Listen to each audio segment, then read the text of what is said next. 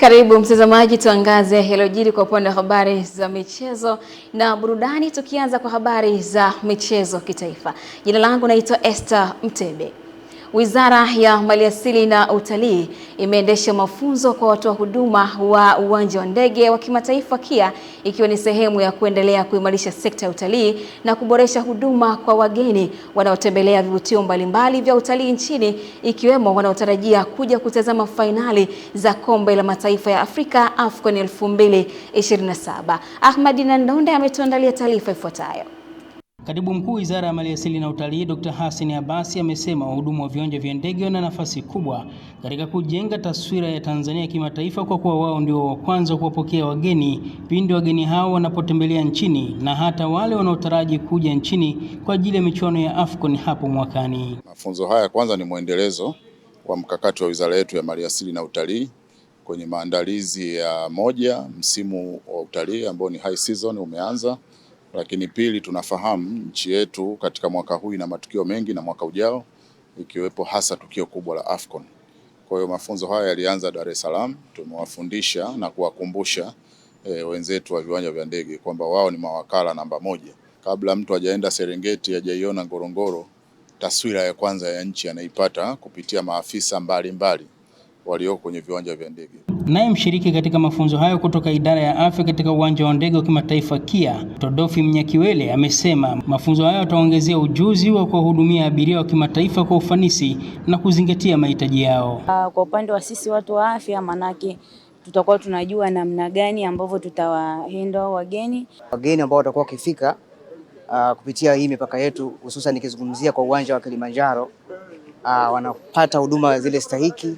Ahmad Nandonde, Channel 10, michezo na burudani, Kilimanjaro. Asante Ahmed Nandonde kutoka huko Kilimanjaro.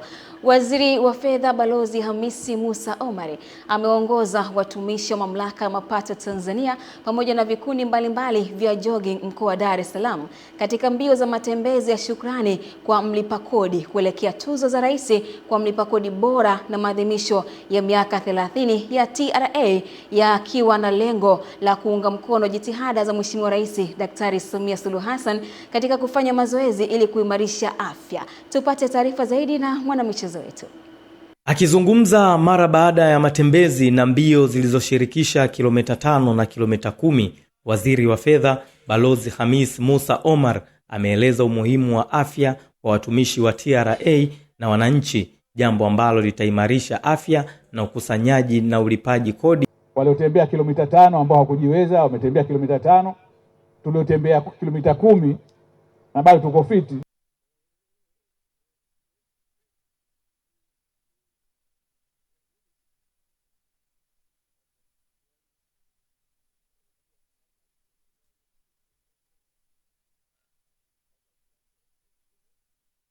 Tunajua tumetembea kilomita 10, lakini kote tulikopita tulikuwa hatuna wasiwasi wowote. Kwa hivyo kama tunataka haya yaendelee, tujitahidini tuendeleze shughuli zetu za kiuchumi, tujitahidini kulipa kodi, tulipe kodi kwa hiari, tulipe kodi kwa wakati, tutengeneze mahusiano rasmi na vikundi vyote vya jogging vya nchi nzima, wawe marafiki wa TRA. Tunafahamu michezo ni afya.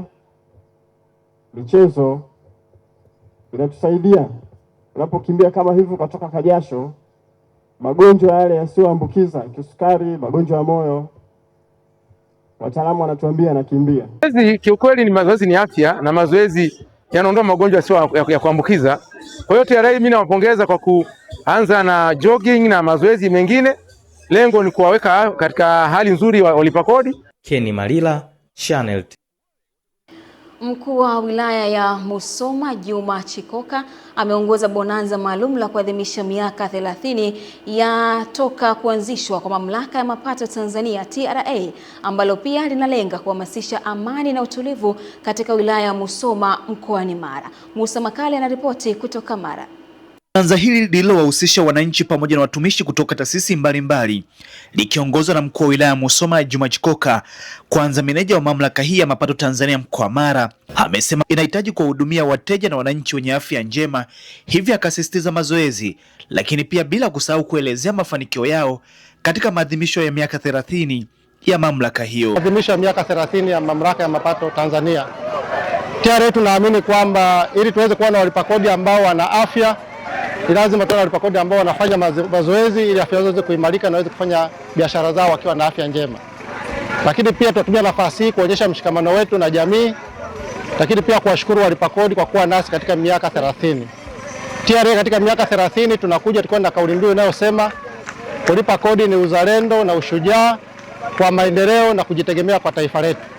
Tuna imani kwamba ni mtu anapolipa kodi anaisaidia serikali kuweza kupata fedha za kugharamia miradi ya maendeleo, na kwa namna taifa linajitegemea na taifa linaendelea, na kwa namna wananchi wanapata huduma na nchi inakuwa imesonga mbele. Mkuu wa wilaya Musoma Juma Chikoka na hapa anatumia bonanza zaidi kwa kukumbusha wananchi wa wilaya hii ya Musoma kuhakikisha wanalinda amani kupitia michezo. Amani ndiyo msingi na ndiyo kipaumbele chetu. Maendeleo tunayoyafanya ni kwa sababu tuna msingi wa amani na utulivu. Raia lazima tulipe kodi, nyinyi wenyewe mmesikia, na sisi ni wafanyabiashara, kulipa kodi ni wajibu wetu. Kwa hiyo kila mfanyabiashara lazima ujue kodi kulipa ni haki ya msingi kwa ajili ya taifa letu. Kauli mbiu ya maadhimisho ya miaka 30 ya kuanzishwa kwa mamlaka ya mapato ni miaka 30 ya TRA, kulipa kodi ni uzalendo na ushujaa wa maendeleo na kujitegemea kwa taifa letu. Kutoka hapa mkoani Mara, jina langu ni Musa Makaya. Shirikisho la Riadha Tanzania limekamilisha maandalizi ya mashindano ya taifa ya riadha yatakayofanyika Julai 3 na 4 katika viwanja vya shule ya Philbert Bayi Kibaha mkoani Pwani. Jamira Omar anatuarifu zaidi kutoka Arusha.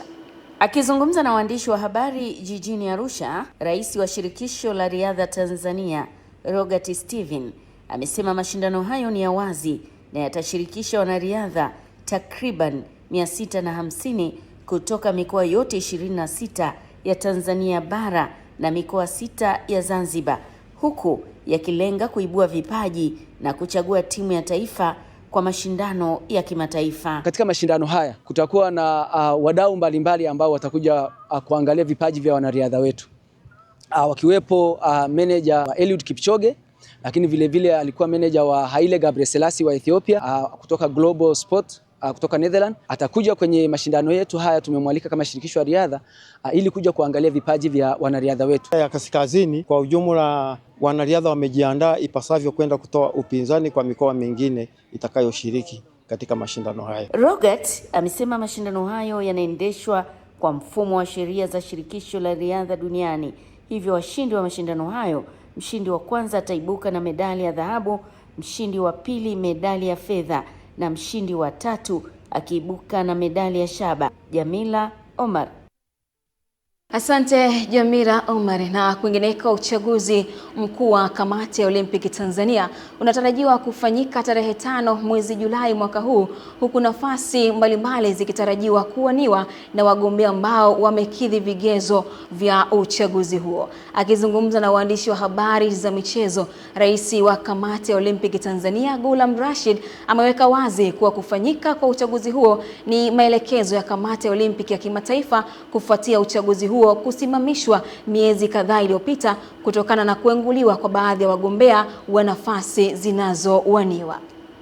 Baliana ili tu compromise, basi turuhusu wale wote ambao waliomba, walijaza fomu za kugombea nafasi mbalimbali za ujumbe katika kamati ya Olimpiki ya Tanzania waingizwe kwenye kinyang'ariro cha uchaguzi.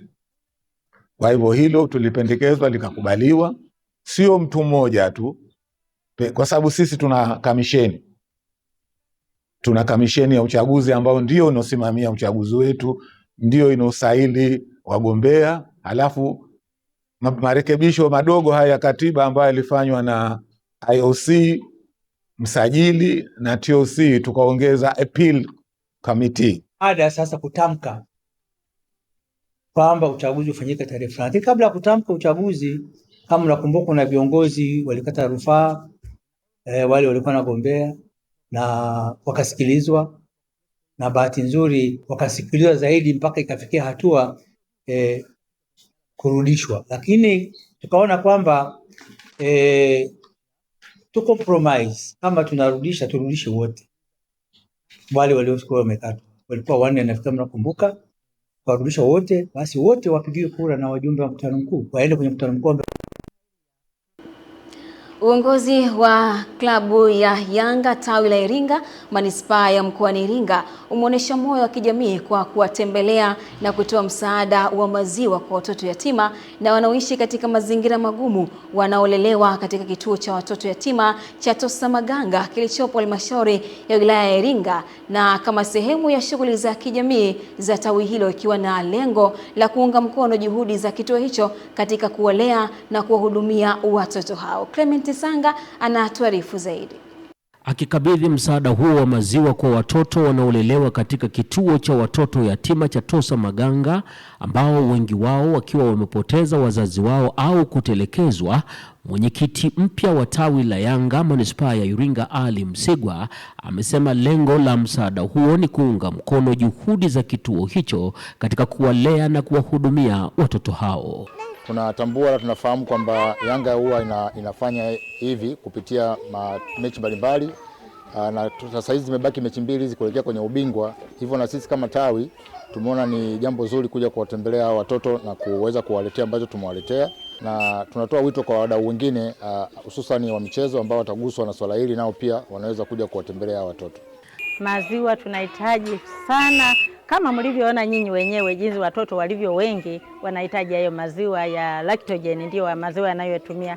Kwa hiyo kwa ujio wenu tunawashukuru sana, tunawatokea yote mema katika michezo yenu, muweze kuendelea vizuri. Tunasema asante sana, Mungu awabariki.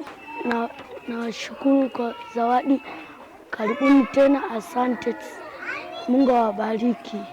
Asante sana, mmetuletea maziwa ya vichanga, Mungu akubariki. Clement Sanga, Channel 10, Iringa. Na taarifa hiyo ya Clement Sanga kutoka mkoani Iringa inaweka utuo kwenye habari za michezo kitaifa. Na sasa tuungane na msimulizi wetu kujua yale ambayo yamejiri kwa upande wa habari za michezo kimataifa. Michezo medani za kimataifa. Timu ya taifa ya Cape Verde imetinga katika hatua ya 32 bora katika michuano ya kombe la dunia baada ya kutoka suluhu dhidi ya Saudi Arabia, matokeo ambayo yanawafanya kufikisha alama 3 katika kundi H. Hii ikiwa ni historia kubwa kwao, ikiwa ni mara yao ya kwanza kushiriki michuano hiyo. Nao mafarao wa Misri wamefanikiwa kusonga katika hatua ya 32 bora baada ya sare ya bao 1-1 dhidi ya Iran, matokeo yanawafanya mafarao hao kufikisha alama 5, nafasi ya pili katika kundi G. Timu zingine za Afrika ambazo zimefuzu hatua hiyo ni pamoja na Bafana timu ya Afrika ya Kusini, Morocco, Tembo wa Afrika Ivory Coast, Black Stars Ghana na Simba wa Teranga Senegal ambao wao wamefuzu kama best loser, huku DR Congo wakisubiri matokeo ya mechi za mwisho. Hiyo ndio tamati ya habari za michezo na burudani kwa usiku huu wa leo. Nikukumbushe tu kwamba leo ni Jumamosi, weekend inaendelea, lakini uzuri zaidi ni weekend ambayo imeangukia kwenye mwisho wa mwezi. Kwa hiyo mambo ni mazuri kwa sababu watu wanaenjoy sana kwa sababu mshahara umeingia, ila nikwambie tu kwamba ili weekend nyingine zifike naweza kusherehekea vizuri na mwisho wa mwezi ufike mwingine, lazima zifike weekend nyingine 4 ziweze kupita. Kwa hiyo sherehekea vizuri weekend kabla haujamaliza pesa ya nauli ya kufika ofisini. Naitwa Esther Mtebe.